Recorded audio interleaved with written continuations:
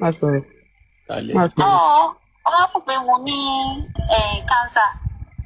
tó mo wá lọ sí Àgbàlá Gabriel fún ìrànlọ́wọ́ even that àǹtí kejì tó sọ̀rọ̀ yẹn àjọ wà ń bẹ̀ ni gbogbo nǹkan tí lady yẹn sọ is 100% true even the video that the man okay ẹ jẹ́ kí n tẹ̀ ọkọ̀ bẹ́ẹ̀ náà so mo lọ bẹ̀ ní on 3rd of this month it was Tuesday ìgbà tí mo ṣáà débẹ̀ lọ́jọ́ Tuesday yẹn ní on 3rd mi ò bá dádì pásítọ̀ gangan tó àwọn tó jọ tó ń ṣe pásítọ̀ wọn ni mo bá ń bẹ̀ tó wá ní pé wọ́n ṣáà ní pé kí ni mo fẹ́ wọ́n ṣàlàyé fún ọ pé mo ní cancer mo fẹ́ ṣe operation mo dẹ̀ fẹ́ lọ fún radiotherapy and chemotherapy ló máa cost mi ní 4 million naira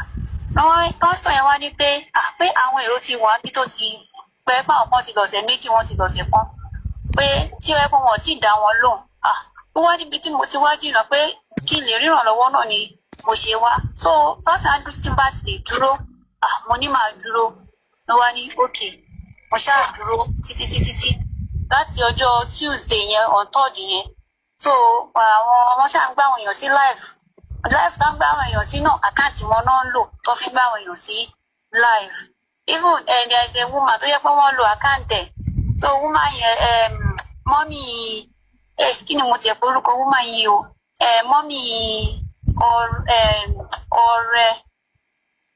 ọ̀rẹ́ ẹ̀ wọ́n ní bébì lọ́wọ́ mọ́mì Israel lórúkọ ọmọ yẹn wọ́n lo àkáǹtì woman yẹn ó dàgbé woman yẹn ní issue financial issue so àkáǹtì woman yẹn ni wọ́n lò wọ́n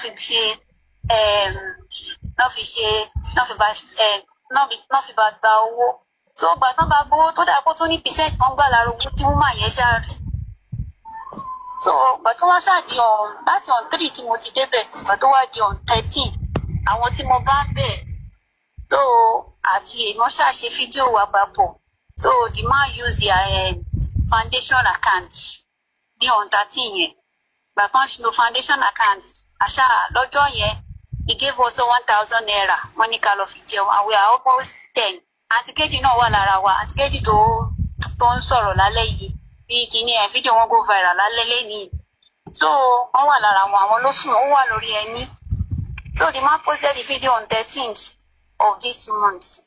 so láti on 13 yẹn àwọn we almost 10 either 10 or 11 hope I'm still ó dàgbọ́n ṣe wọ́n live àbí àǹtí mi. má sọ̀rọ̀ lọ. so ìgbà tí wọ́n wá jáde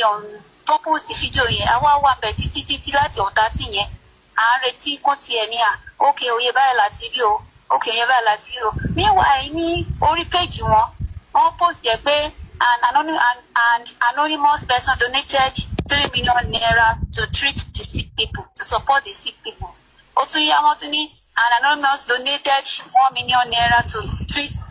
sick people in the church so with our aim so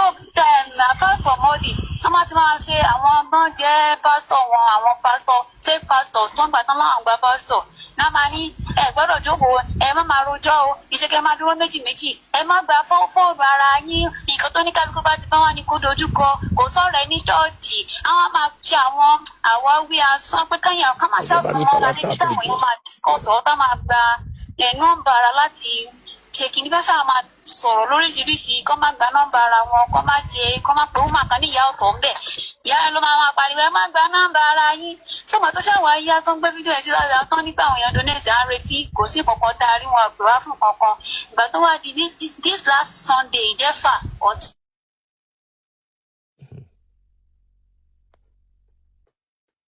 fẹ́ pé òkè ní èní o àwọn tó ti wà ní ṣọ́ọ̀ṣì láti bí oṣù kan oṣù méjì a máa rí wọn so pẹ̀lú ògo Ọlọ́run tábàdé àrí wọn tán lẹ́yìn àrí wọn ní àárọ̀ Monday so gbà tó ṣàwádìí ọjọ́ Sunday yẹn tó ń parí service ní nǹkan bí around 3 or 4 náà wá ṣàpò gbogbo àwa tí àti tó ń gbé sí life ńgbà yẹn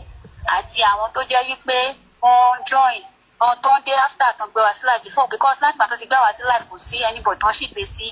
life except prayer kìíní tó ń ṣe tó gbà tó ṣáàyà tó pé wá àjókòjókòó so it's like we invited one doctor yẹn ló wá ń béèrè lọ́wọ́ oníkálukú pé kí ló ṣẹ̀yìn ibo ló ń dùn ẹ̀yìn so ó ṣáà béèrè ẹ bá ní káwọn èèyàn kan ká mú result tá gbà wá kán wò ó wọ́n ṣáà wo result yẹn ìgbà tó ṣáà yá ó ṣáà check gbogbo wa tán bó ṣáà ṣe wá wọlé lọ bá pásítọ̀ nìyẹn ló wá ní òkè àwọn àti pásítọ̀ wá jáde bó ṣe wá point sí àwọn bẹ́ẹ̀ bí àwọn mẹ́fà then woman kan lára àwọn tí ó ṣe fídíò tó ń ṣe fídíò wa papọ̀ yẹn àti àwọn bíi márùn kan tó ń dé lẹ́yìn ìgbà tí wọ́n ti ṣe fídíò wa so those people they have a partial stroke then that woman tó dà pé kò ẹ tóbi báyìí that woman has a heart and liver is it heart and liver problem ṣani woman yẹn ni so the doctor yẹn wá point sí so àṣà dúró bí pásítọ̀ ṣe ní pé kéèyàn kan nínú àwọn protocol ẹ̀kan lọ bá àwọn oní POS with the help pé okay o àwa tí dókítà yẹn ò lè tọ́jú ló kù pé oye tó ní kálukú tiẹ̀ bèrí wọn tiẹ̀ lé fún wa tán tá a request fún bóyá máa fún wa ní ara ẹ̀ aṣáàdúró títí wọ́n lọ pọ̀ oní POS wọ́n débẹ̀ wọ́n ní ó tún dé ó ní oní POS ó sí ń bẹ̀ ó ṣáàjẹ́ wọ́n wá kọrin wọ́n ń jó àwọn ìkan wá kí wọ́n aṣáàjókòó síta síwájú ọ́fíìsì wọn bẹ̀ títí lọ́jọ́ Sunday títí di nǹkan bí after 7 wọ́n wá ní wọn rorin POS ránṣẹ́ wa kó káàṣì jáde lápò náà wá fún àwa tá a jókòó yẹn àwa tán ṣe fídíò wọn àtàwọn tó ṣẹ̀dé yìí náà wá fún wa ní 2,000 naira mo ṣáàṣì wá fún wa ní 2,000 naira àṣáàdúgbò àwa tẹ̀lé báyọ̀ owó pé ká lọ fi jẹun ní alẹ́ ọjọ́ yẹn ni a bá padà sínú chọ́ọ̀chì bó ṣe wá di ọjọ́ Monday on 23rd ní nǹkan bí around 9 wọ́n wá lu aago wọn kì í ṣe láti yọta ti dé tí mo tiẹ̀ ti dé wọn ṣe prayer 9 rí lẹ́yìn 6 ìdájí 12 and 6 ìrọ̀lẹ́ ṣé prayer 9 ti bẹ̀rẹ̀ ni aṣáàpéjọ gbogbo èrò pátápátá aṣáàpéjọ síbẹ̀ tó bá ṣáàṣe wá débẹ̀ nìyẹn àwọn ni òkè o ẹ̀yin tẹ́tí lóṣù kan oṣù méjì ẹ̀kọ́ sẹ́gbẹ́ kan ẹ̀yin tí ó jẹ́ pé èèyàn tẹ̀lé yín wá ẹni tó máa dúró tì yín ó tẹ̀lé yín wá ẹ̀bọ́ sẹ́gbẹ́ kan ẹ̀yin tẹ́ ṣẹ̀ṣẹ̀ dé ẹ fẹ́ rí dádì ẹ̀bọ́ sẹ́gbẹ́ kan ṣàjẹ́ pele mẹ́ta mo wá ń wò pé because dádì ti ní pé wọ́n máa rí wa ní ọjọ́ ní ìrọ̀lẹ́ Sunday yẹn wọ́n náà máa rí wa ní Monday wọ́n máa rí wa ní Monday ní 10 o'clock ní àwa tí wọ́n rí lọ́jọ́ Sunday yẹn ní 10 o'clock àwọn tẹ̀ okay o gbàwé owó tó fẹ́ fún wa bóyá 10 o'clock yẹn ló tó máa fún wa àbáṣà tó gúrùpù mẹ́tẹ̀ẹ̀ta tó ń pè sílẹ̀ àwọn tó fẹ́ rí dádì àwọn tí wọ́n léyàn lọ àwọn tí ó ti pẹ́ tán ti dé mẹ́tẹ̀ẹ̀ta ni mo belong sí torí dádì fẹ́ láwọn fẹ́ rí wa ní 10 mo belong sí yẹn then àwọn tí wọ́n kò sẹ́ni tó tẹ̀lé wọn tó yẹ pé àwọn nìkan náà dá wá èmi nìkan ni mo dá lọ mo belong sí yẹn àwọn tó yẹ pé wọ́n ti lo oṣù kan oṣù méjì mo ti súnmọ́ oṣù kan mo belong sí yẹn mo fẹ́ yà sí nínú gúrùpù mẹ́tẹ̀ẹ̀ta pé níwà mo ṣàfẹ́ rí dáàdì mo bá bọ́ sí ara àwọn tí ó fẹ́ rí dáàdì bí ay tí àti kejì ń sọ bó ṣe ké nìyẹn pé rárá àǹtí ó ti pẹ́ ti dé ẹ kúrò lára àwọn tó fẹ́ rí dáàdì ó yẹ bọ́ síbi àwọn tó ti pẹ́ tó ti dé ó ní dáàdì náà máa rí wa ní 10 o'clock lénìí ó ní rárá ó yẹ bọ́ sára àwọn tó ti pẹ́ tó ti dé ọ̀dà mo bá ṣáàdúró sí bá wà lára àwọn tó pẹ́ tó ti dé hello máa sọ̀rọ̀ ẹ lọ wọ́n gbọ́ ẹ. ok mo bá wà lára àwọn tí ó pẹ́ tó ti dé mo bá ní ok o so woman tí mo sọ èèyàn máa pé woman ní ìyá ọ̀tọ̀ wọ́n ń lo kíní bíi kẹ̀kẹ́ tó máa táwọn tí wọ́n bá ní ìpèníjà ẹsẹ̀ kì í ṣe wheelchair o tó máa ń gbé síwájú bíi tó máa ń tẹ̀síwájú kì í ṣe crutch o tó máa ń kọ́ gbé síwájú kó tó rìn irin tó máa fi rìn tó máa ń gbé síwájú rìn báyìí so woman wá ní woman ló dà pọ́n ṣàfi ọ̀rọ̀ sí lẹ́nu òun làgbàlagbà wọn kò séyìn ọlọ́run ló mẹ́ni tó ń sàn and if you see this woman the way she is reading Bible ẹ máa rò pé àwọn àti áńgẹ́lì jọ ń jẹun ni ìyá yẹn wá ní ókè o ẹ̀yin tẹ́ ti dé yìí fún ìdí èyí ẹ̀yin tó pẹ́ tẹ́ ti dé àdúrà yín ti gbà so fún ìdí èyí ẹ máa lọ lé yín ẹ̀yin tí ò sí èèyàn tó tẹ̀lé yín wá ẹ̀yin náà ẹ máa lọ lé yín ọlọ́mọdé ara burú o torí bí nǹkan kan bá ṣe yín ní ìsìn yìí àwọn ẹbí yín tí ò yọjú wọn wá bí o wọn wá yín wá o wọn wá wọn kókó wá o so fún ìdí èyí ẹ mọ relé yín o ẹ̀yin tẹ́ fẹ́ rí dáàdì láago 10 bí dáàdì bá wá rí yín déédéé bí dáàdì ò sì wá rí yín gbogbo rẹ̀ ọwọ́ Ọlọ́run ló wà so mo wá rò pé Ọlọ́run ká máa lọlé it's like bí pé ọ̀run jábọ́ lé mi lórí ni pé ká máa lọlé. I was sad, I was so bad that very day. Ká máa lọ sílé. Ìṣòro tí mo gbé wá ìṣòro ìrànlọ́wọ́ ni wọ́n ti gbé wá sílẹ̀. Mo ṣáàṣì wá lọ bá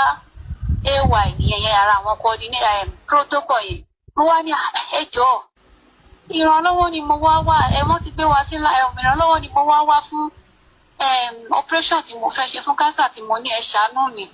ẹ má jẹ́ kí n kú ìrànlọ́wọ́ ni mo wá wọ́n dẹ̀ ti gbé wá sí life ó ní wọ́n ti gbé yín sí life dáàdì òrówó wọ́n ti gbé yín sí life wọn òrówó nìyẹn ó ní ẹ̀dùn mo fẹ́ ṣe operation ní ẹ̀ ní kúkú ìyá ó ní ṣé bíbá yìí jẹ́ gẹ́gẹ́ bí hospital ni ṣé hospital níbí ni ẹ bá fẹ́ ṣe operation ẹgbọ́ hospital lọ́kẹ́ lọ ṣe operation mo ní ìrànlọ́wọ́ owó ni mo wá ó ní ṣé wọ́n gbẹ kí owó sẹ́yìn kò lé bíbá yìí ní débi tó máa bọ́ síbẹ̀ lọ ká 4 million naira tó máa kú lé ẹ lọ́wọ́ mo wá ní so meanwhile woman kan náà ti sọ fún mi bẹ́ẹ̀ ní ara wọn màmá yẹn tí mo miss pẹ̀lú ó ní bó ṣe wà yẹn ó ní wọn lé dédé kówó lé mi lọ́wọ́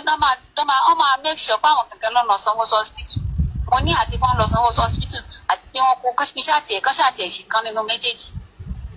so bó ṣe ṣe wọ́n yá nìyẹn mú wá ní so ewa yẹn wá lọ fún wa di 12 kó ní kálukú fi kó ẹrù ẹ̀ kan kúrò ní church mo wá ní kí wá ní àǹfààní fídíò wa tán wá ṣe ń gbà yẹn ó ní wọ́n gbé fídíò yìí sí live ó ní wọ́n gbé sí live àbí wọ́n náà gbé wá sí live ó ní ẹ̀wọ̀n òrógbò àwọn èèyàn sanwó àwọn èèyàn ó dẹ̀ ní àwọn tó yẹ pé wọ́n ti pè mí tán ní àwọn orí mi ní live o ìwọ̀nba táwọn ní o pé àwọn ti donate sí account tán pè which is foundation account èmi tiẹ̀ tí wọ́n blame àwọn yẹn those that saw me on there this thing you could have not do that you wouldn't have done that ìbá ti pè mí o I will send my own personal account you send the money to it so ọ̀rọ̀ yẹn ló wá bó ṣe wáyá ni náà wá ní òkè tó bá ti di 12 ká máa lọlé pé oníkà àwọn ò fẹ́ rẹ́ anybody ní compound church àṣàdúró títí